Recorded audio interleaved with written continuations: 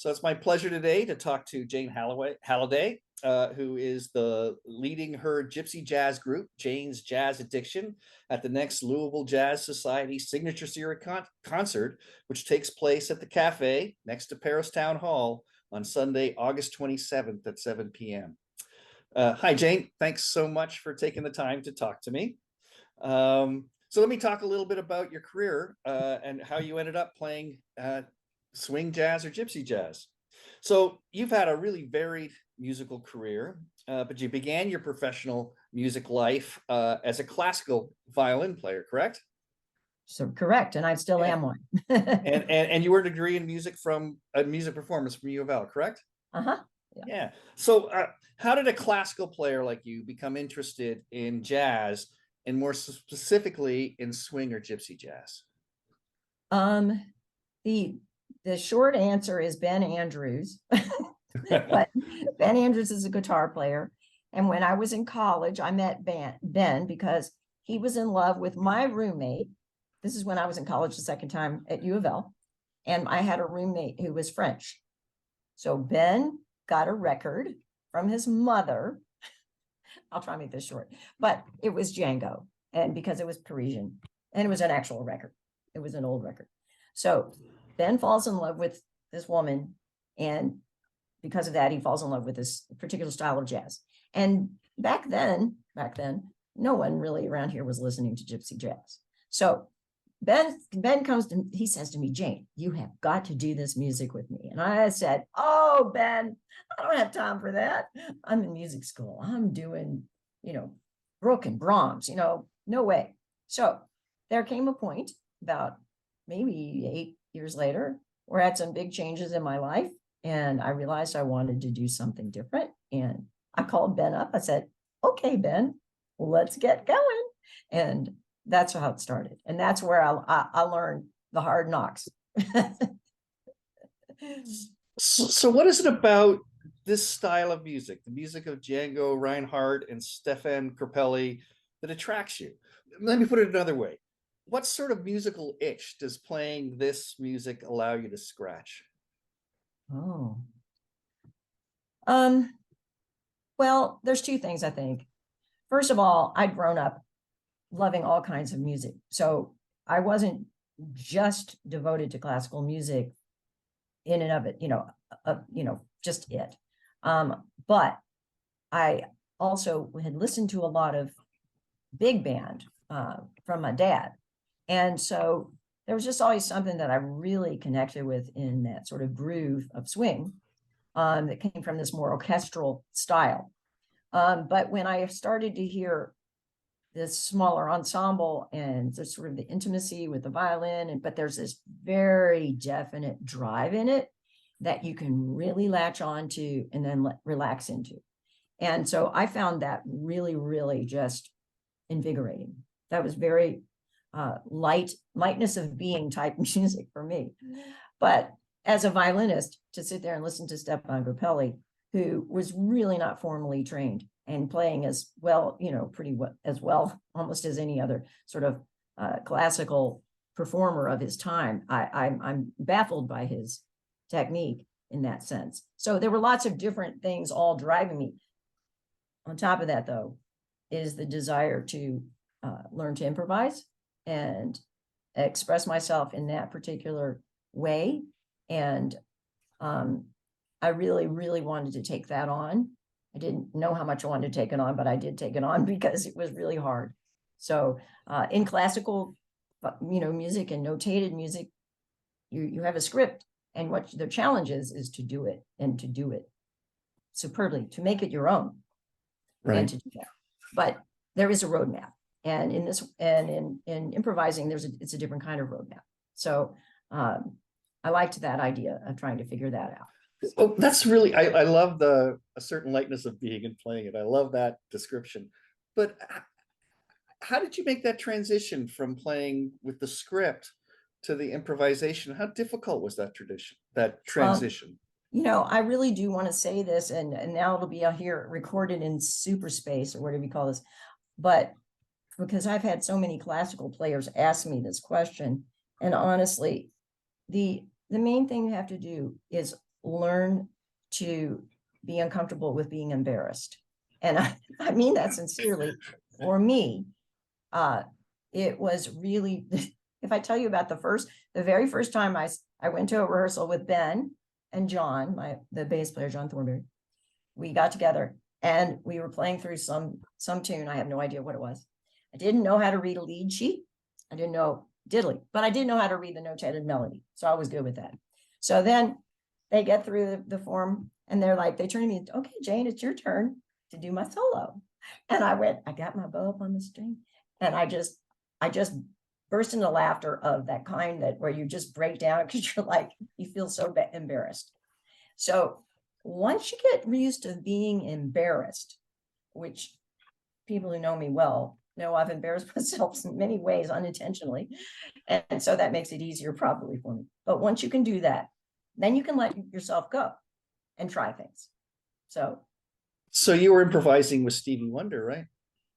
I did improvise with Stevie Wonder, and that was if anyone hasn't seen it, there's a great, out of focus, but great video of you playing with Stevie Wonder. Yeah, thankfully there were friends there because I really that was very serendipitous in terms of the way it all worked out, and it wasn't a planned thing. Particularly, the music director, we had a rehearsal in the afternoon with the pickup strings that we all were. And then they asked if Stevie wanted someone to solo, because he didn't always with somebody do it. And everybody's like, Jane plays jazz, let her do it. So I was like, okay. So anyway, luckily it worked out, and I was really pleased with it. and I had so much fun. And actually, it was more fun than I realized it was going to be. So yeah, it wasn't as terrorizing as I thought it would be. Of course, by the end of your solo, the audience is yelling, "Go, Jane, go!" I know, and honestly, I really do feel good about that because Stevie Wonder knows my name. But it was a special moment for me, and luckily there were friends out there in that big place that took the film of the movie that was going on. Well, so talked a little bit about how you made the transition to jazz. How does being a classical player inform the way you play jazz? How does that training enable you to do this kind of music? Both things really are so wonderfully helpful to each other for me. Playing classical music, of course, I believe in the foundation of technique that classical training gives an instrumentalist, especially string players. And so, I'd say that's the first thing. You learn how to connect with your instrument and use it, and effectively. And then what jazz did for me is, and there are a lot more methods and things out there to help people. But when I was starting this, there really wasn't anything. So I was kind of doing this kind of in the dark, groping thing. But I do think it helped me learn to educate myself, and that jazz, there is a certain sort of language and cultural norms in jazz, similar to the way classical music works, the way phrases work, the way harmony works, et cetera, et cetera. So you start connecting to that in jazz, then you start hearing it inside of classical music, and vice versa. So playing in a style of Stefan Grappelli or something, what's great is it really helped open me up as a classical player, particularly playing, solo things, church or whatever it is. Now I see notation very differently, as contour and things. You already see it as shapes and things, but jazz has helped me kind of just feel that even more. So they really, really, it's a wonderful thing. I feel very enriched by it. It sounds like your classical playing deeply informs your jazz playing, but your jazz playing also deeply informs going back to the more traditional sounds that you're used to.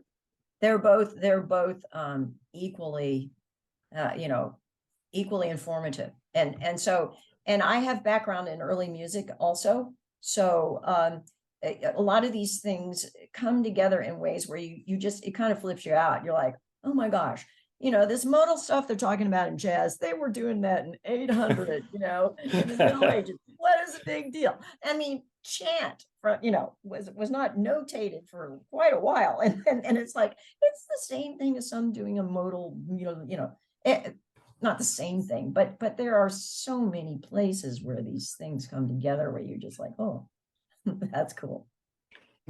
Sounds great. I love the rich sort of background that comes together to inform your playing.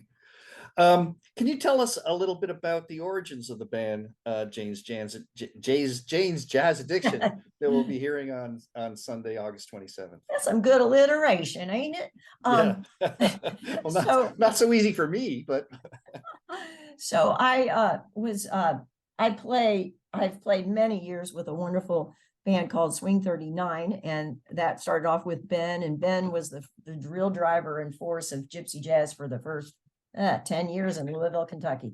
So anyway, Ben moved off, and we've had different people come in and out of that band. And I was kind of, at this point, I was sort of wanting to go a little bit more outside of gypsy jazz. So I started playing with Joe Watts and Louis Heyman and Jason Sturgill in other contexts that were gypsy jazz related, and also at Bellarmine, where I teach. Louis is the director of piano there. And anyway, I just started playing with them, and I was like, hey, fellas, can we sort of approach this a little more formally? Because the thing that I found that was wonderful in working with them is their palettes, their personal palettes, musically speaking, are somewhat not eclectic. They're pretty wide. And so Jason has a degree in bass, and he's played classical bass, and he's loves to play with the bow and some things that I really, really like to use the bass that way. And of course, Louis is has a doctorate in piano and pedagogy, and is an exceptional pianist, classically speaking, but also has been playing jazz since he had attended Bellarmine a while ago, at the same time with Joe, who is a jazz guitarist, who also plays bluegrass, and also is in another band that does another kind of jazz called Afrophysicist. He brings another piece of the package in there that's just so fun. So we have resources there that frankly, they're just beginning to be tapped. I saw the astrophysicists play this weekend. Oh, good. Yeah, they played on at the I know at the Big Stomp. That's so the Big Stomp. Yeah. So you were playing with these players. I was going to ask you how you find players who are able to play in a style of music, swing or gypsy jazz, which is it's not the largest sort of segment of the music listening or playing public. So I just wondered how you found musicians who are familiar with this style and want to play it. Well, I do. I think one of the things that, and again, this goes back to Ben and sort of the evolution of gypsy jazz in Louisville, which had no context at all until he started Swing 39. And so after we played a number of years together, he wanted to start a jam. So he started a jam, and we started a Facebook group called Louisville Gypsy Jazz. From there, the thing has taken off. Now there are a lot of people. In the last 10 years, the interest in gypsy jazz has really blossomed all over the country. And I can say that because I've been to, I know other people that play in other cities and stuff. And so it's become more part of the normal jazz world, I would say. So I think modern, postmodern, bebop, and all these sorts of things had sort of taken the stage for the last so many years, and gypsy jazz was kind of considered this little thing on the side, maybe. But now it's part of it. And the nice thing about it is the gypsy jazz as a style is embedded in a culture that's about family. And so jamming and getting together to make music is part of why that's it's called that. And there's lots of discussion about political correctness on this term, and I'm going to just put that out there, but I go ahead and call it that because I think it's appropriate. Anyway, the point is that the community of music making is something that is really important to why this tradition has continued and evolved past Django's death and his greatness simply as a superb musician. It's, their families, there are different families within the Roma tradition that they keep playing music. And that's just, you can feel it. And so jams don't feel like some thing that's coming from the outside that you're creating. They feel like they're part of the thing, and you get together and you have fun. So we've had jams forever and ever, and people find out about it, musicians, and they're like, oh, and they show up, and sometimes they come back. Right. So how often does the Gypsy Jazz Society meet here, and how often do they jam? They're jamming once or twice a month. We ran it very regularly for quite a while, and then during COVID, COVID was this great time for everyone to reconsider what they're doing. And so Chris Fargen and I, who had been sort of running the jam, just really, I didn't want to be responsible anymore for it. And I loved it, but I wanted to let it go. And some of the people who had come into the jam and really loved it wanted to keep it going. And they were like, can we keep going? I'm like, please take it on. And they've done a fabulous job. So they've done more to publicize it and get people out to come. It's amazing. So it continues on. And every now and then I'm there too. I just don't want to be responsible. Right. You want to have fun, not make it work. Yeah. Exactly. So what can the audience expect to hear on next Sunday night when Jane's Jazz Addiction plays? What's your spin on, what do you bring uniquely to this genre of music, of gypsy or swing jazz? I really think I have to say that fun, I hope, is part of what would happen. I really think we have a fun time playing together. We're a relatively new group, so I'm going to say we don't already always know exactly what's going to happen. And I think, most musicians would say they don't know what's going to happen either, but they might be a little better organized or planned than we are. But we enjoy passing off music in conversation with each other, and it's a lot of fun. And I hope that's what people will get there. I think that the way the fun comes is partly because of the diversity of the palettes that I talked about that each person brings to it. And that's part of what we're trying to, the long-term goal for me is to develop programming that explores the things, the music experiences that I've had in the past, including Renaissance music and things like that. Long-term, I would like it to be pretty open and broad. And of course the guys bring things, and it's like, everyone bring whatever you want. And if we can veto it, but probably won't. So centered around swing jazz, gypsy jazz, but a lot of other influence we're going to hear.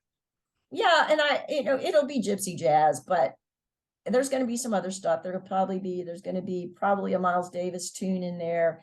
There's going to be some Chopin, something by Frederick Chopin. We've got some things that we're doing, like I said, that we're exploring, and that's where we're going as far as I'm concerned right now. That's what I see. Of course, Django wrote so many great tunes, and we will do a number of Django tunes because he's just amazing. And some of his tunes, I've done some reading about Django. I'm not an expert on him, but he loved classical music, loved Debussy in particular, is what I understand.